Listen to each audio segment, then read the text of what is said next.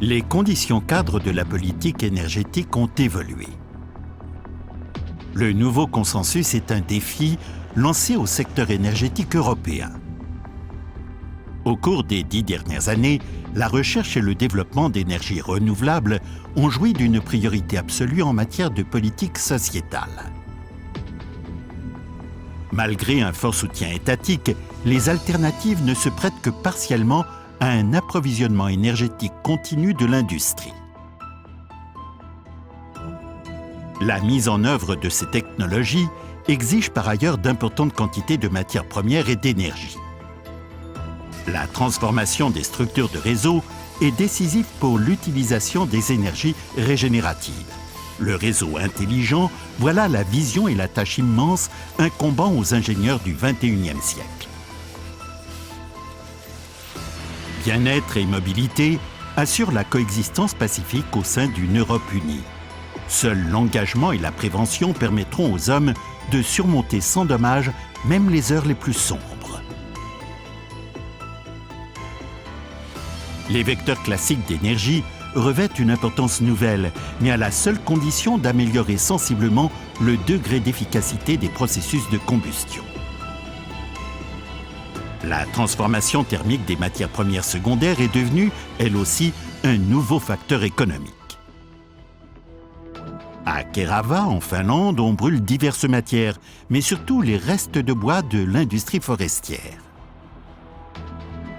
L'énergie produite par la centrale est transportée vers une brasserie située à 2 km via une conduite de chaleur.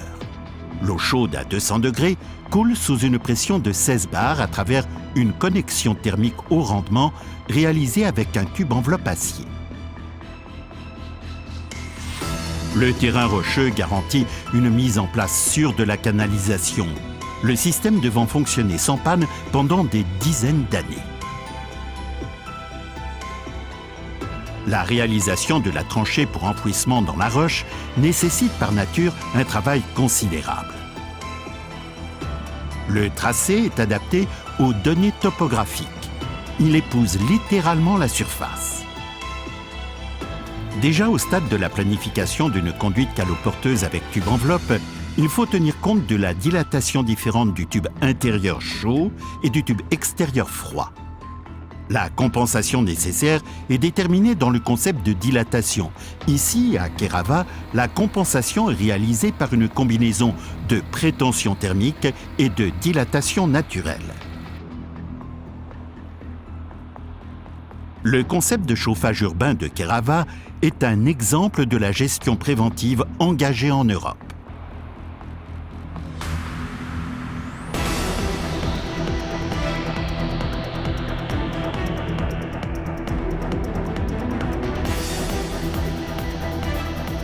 FW Fernwärmetechnik est synonyme de fiabilité et longévité des connexions thermiques à haut rendement avec des tubes enveloppes en acier. Caractéristique de cette PME allemande, dont le siège est à Celle, en Basse-Saxe, une expérience de plusieurs dizaines d'années et un engagement hors norme. Ouverture sur le monde et contact clientèle à l'international, voilà la base de l'activité de ces spécialistes du chauffage urbain et de la transmission de chaleur. Par exemple, à Copenhague, un tube enveloppe de plus de 6 km passe dans un système tunnelier sous le port et le centre-ville. Une vapeur à 300 degrés approvisionne la métropole en chauffage urbain de manière propre et fiable. Le travail sur site protégé est soumis à des exigences particulières.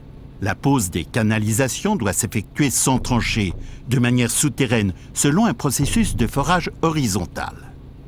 Les tubes enveloppes en acier peuvent supporter en toute sécurité les sollicitations mécaniques pendant la pose.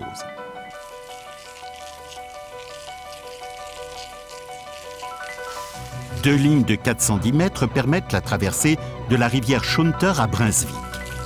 Avec une force de traction pouvant atteindre 100 tonnes, le tube de 50 cm d'épaisseur est inséré et tiré mètre par mètre dans le tunnel forêt sous terre.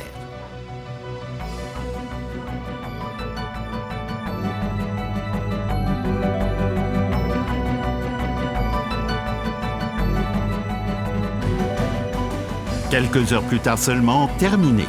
le premier tube enveloppe en acier a été introduit. L'assemblage du tronçon s'effectue sur place. De vastes contrôles de tous les cordons de soudure garantissent un travail sans faille. La documentation radiographique donne une évaluation sans compromis du travail des soudeurs et apporte une grande sécurité à tous les parties concernées. Mise en place de l'isolation PRV, plastique renforcé fibre de verre des raccords, directement sur chantier. Instant magique. On introduit la seconde ligne, un travail de routine sans le moindre problème. Pour réduire le frottement, le bentonite sert de bout de forage et consolide aussi le fourreau. La technique de forage par injection effectue un travail gigantesque. Au sein de la ligne, le tube intérieur se dilaterait ultérieurement. Du fait de la prétention thermique avec de la vapeur d'eau chaude, le tube intérieur se dilate avant sa mise en service. Le tube extérieur est prolongé maintenant par 2 demi-coquilles. Après refroidissement du tube intérieur, les forces de prétention sont absorbées par le tube enveloppe. Le tube intérieur ne se dilate plus. Le forage horizontal dirigé permet une pose écologique des canalisations de chaleur. Une centaine d'experts qualifiés de FW Fernwärmetechnik peut tabler sur une vaste expérience dans des projets à l'international.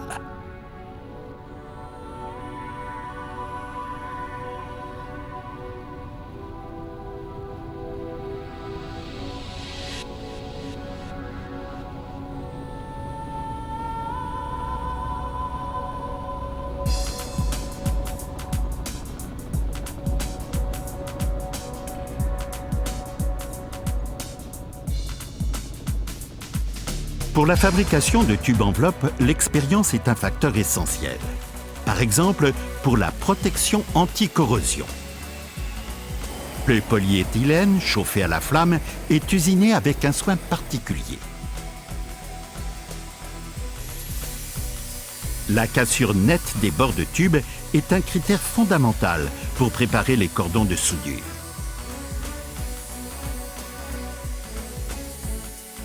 Le soudage à l'arctique, tungstène et gaz inerte, un procédé de précision, donne une qualité supérieure à la racine de soudure. C'est sur cette première soudure intérieure que reposeront les couches ultérieures de remplissage. Un système de chauffage rayonnant avec récupérateur de chaleur fixé au plafond minimise les flux d'air dans l'atelier de production. Un élément important garantissant une concentration élevée constante de gaz protecteur sur le cordon de soudure. Tout comme pour le soudage MAG rationnel, Metal Active Gas, pour le remplissage des cordons de soudure des tubes enveloppes. Température et pression, voilà les critères principaux pour le choix des matériaux. On usine uniquement des qualités sélectionnées de tubes acier. La longueur standard est de 16 mètres. Le dimensionnement des supports à rouleau est fonction de la pose sans compensation. 2 de ces supports résistent mieux à la forte pression latérale. Malgré le fort degré de préfabrication de l'isolation à la laine minérale, les découpes au niveau des supports à rouleau doivent être effectuées manuellement. Des gabarits de finition veillent à une précision maximale. La sélection rigoureuse des matériaux garantit la haute longévité du système FW.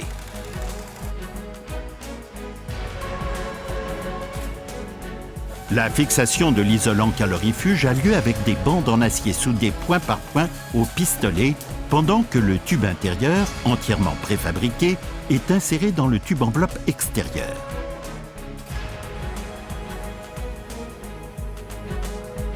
L'usinage des coudes est un art. La réalisation du coude d'un segment extérieur requiert une grande maîtrise artisanale qui tient du grand art. L'épreuve de perforation diélectrique sur l'isolation extérieure est faite avec une tension de 25 000 volts. Ce contrôle, lui aussi, garantit une qualité de finition extrême. Le marquage précis des unités de construction facilite, plus tard sur le chantier, le montage des pièces dans la position conforme au plan. L'incinérateur de Ham peut traiter chaque année jusqu'à 295 000 tonnes de déchets. En extrayant la chaleur résiduelle, ce sont 120 000 MWh d'énergie thermique qui viennent alimenter la nouvelle conduite de chaleur passant sous le canal entre Lippe et Dattelnham. 2 lignes de 412 mètres de tubes enveloppe, soudées et contrôlées sur place, sont posées selon le procédé de forage horizontal dirigé. On y raccordera ultérieurement des systèmes de tubes enveloppe polyéthylène.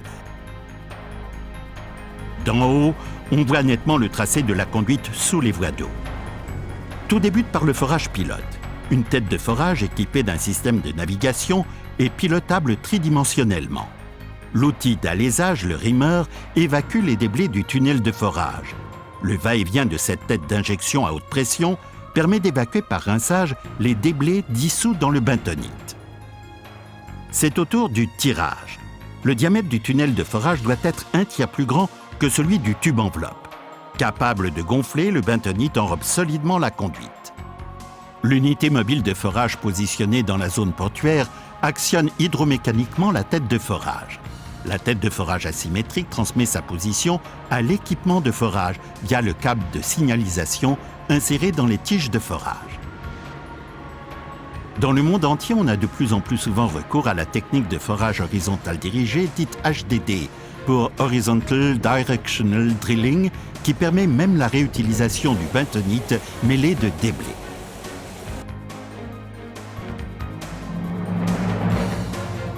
Jour J. On s'apprête à enfiler la première ligne. À l'aide de supports à rouleau, le lourd train de tube peut être tiré sous faible résistance de friction par-dessus la digue des rives de la Lippe. Le forage HDD permet la mise en place d'une seule pièce de conduite, allant jusqu'à 2000 mètres de long avec un diamètre du tube enveloppe de 1,20 m. À l'intérieur de la zone de forage, il n'y a aucun élément de compensation. Le sondage du tracé, la détermination du parcours de la conduite avec puisard de départ et d'arrivée et le mesurage de l'emplacement définitif font partie des tâches des experts en planification.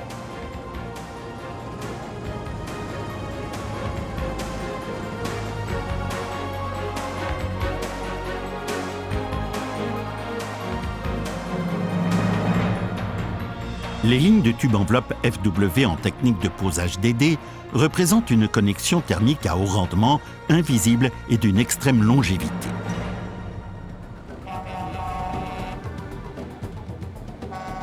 Image inhabituelle même pour la technique FW de transfert de chaleur.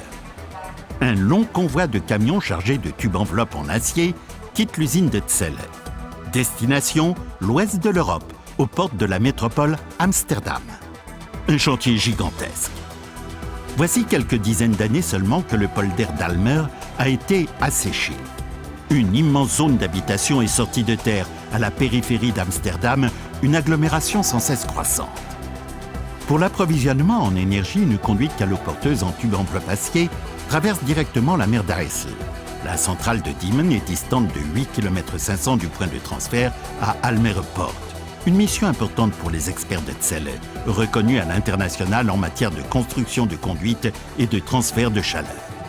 Plus de 1000 unités de construction, très exactement 17 000 mètres de tubes enveloppe acier FW, doivent être produites et acheminées just in time.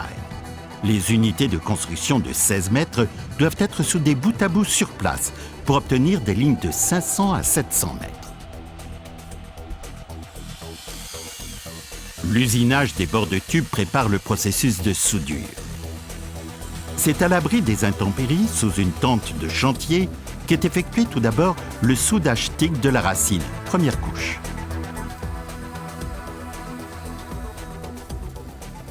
Le soudage en position descendante est un processus rationnel pour les soudures de remplissage et couverture. L'additif de soudure, donc l'électrode, coule directement dans la soudure. Ceci demande une adresse manuelle particulière du soudeur.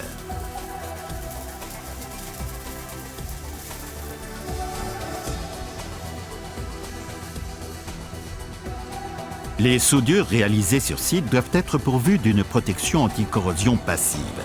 Chaque soudure est isolée minutieusement, et ceci évidemment pas seulement en présence de la caméra.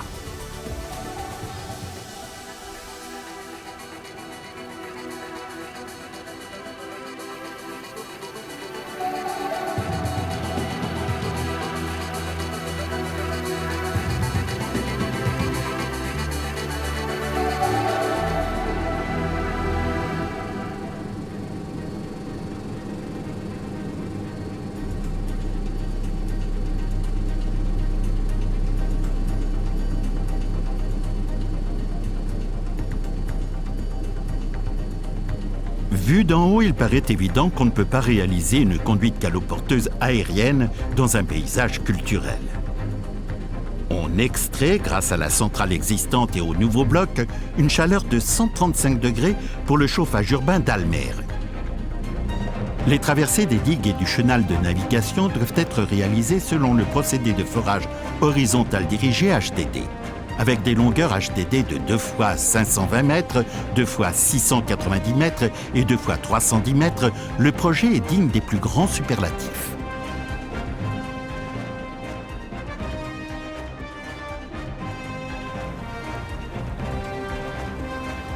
Pour faire de la place, les lignes préfabriquées sont tirées dès leur finition sur les supports à rouleaux jusqu'à la rive.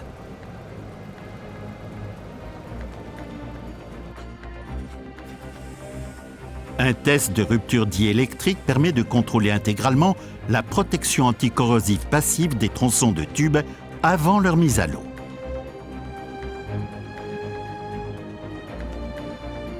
Le remorqueur, avec l'aide d'un excavateur à chaîne, tire dans l'eau la ligne de quelques 200 tonnes. Fermés par des caches étanches, les tronçons peuvent flotter.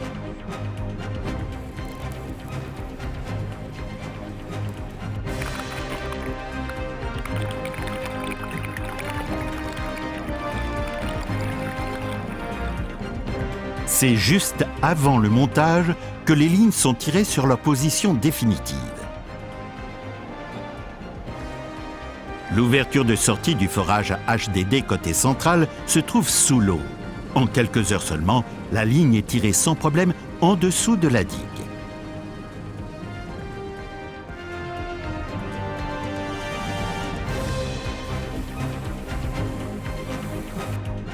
Ainsi, la seconde ligne atteint sa destination finale sur le terrain de la centrale.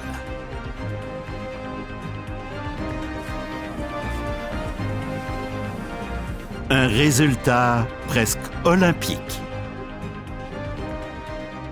Ici, évidemment, on ne distribue pas de médailles, mais la réunion d'information éveille un grand intérêt auprès des spécialistes du transfert thermique actif à l'international.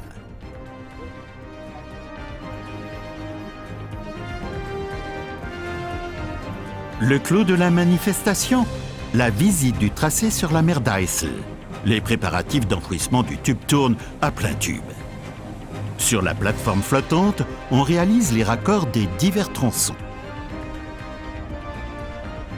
Ici a lieu la prétention mécanique des tubes intérieurs contre les tubes enveloppes à l'aide d'un dispositif hydraulique de prétention. Résultat, la canalisation aller et la canalisation retour sont réalisées sans compensateur. Le chenal de 19 mètres de profondeur est franchi, lui aussi, en forage horizontal dirigé. Le rendement des centrales s'accroît de manière significative lorsqu'on en soutire la chaleur. En Europe, engagement et prévention devraient inciter à développer de nouveaux projets et à découvrir des potentiels inutilisés.